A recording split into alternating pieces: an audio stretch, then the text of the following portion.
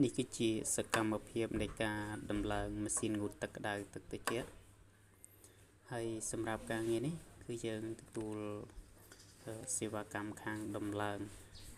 បងប្អូនខ្លះគាត់តែងតែឆាតឬក៏ call មកសួរខ្ញុំតាមរយៈ Telegram ថាមានលក់ប្រភេទម៉ាស៊ីនងូតទឹកក្តៅនេះទេជាទូទៅពួកខ្ញុំគឺអត់មានលក់ទេសម្រាប់ប្រភេទម៉ាស៊ីនងូតទឹកក្តៅគឺពួកខ្ញុំទទួលតែសេវាកម្មដំឡើងទេបើបងប្អូនចង់បានម៉ាកចង់បាន model ណាមួយអីគឺប្រាប់ខាងខ្ញុំទៅខ្ញុំអាចទៅរកទិញឲ្យបានទៅតាមអ្វីដែលបងប្អូនស្រឡាញ់ហើយសម្រាប់តម្លៃគឺវាមានតម្លៃខុសគ្នាទៅតាម model តាម series ឆ្នាំហើយទៅតាមប្រភេទរបស់ម៉ាស៊ីនងូតទឹកក្តៅនឹងដែរទាក់ទងជាមួយនឹងការងារគឺពួកខ្ញុំទទួលធ្វើនៅការងារទឹកហើយនឹងភ្លើង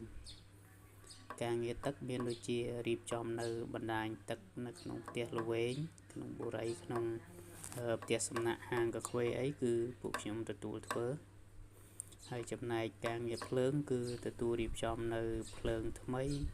ជួសជុលនៅបញ្ហាភ្លើងចាស់ដូចជា load disjunction ដូរកុងតាក់ដូរព្រីដូរអំពូលនិងការងារទឹកភ្លើងផ្សេងជាច្រើនទៀតអានេះគឺបន្ទាប់ពីយើងតម្លើងហើយការងារតម្លើងម៉ាស៊ីនងូតទឹកក្តៅឲ្យភ្ញៀវសម្រាប់បងប្អូនត្រូវការជាងទឹកជាងភ្លើងអាចទាក់ទងមកកាន់ក្រុមជាងយើងខ្ញុំបានជាយើងខ្ញុំមានសេវាកម្មនៅក្នុងរាជធានីភ្នំពេញ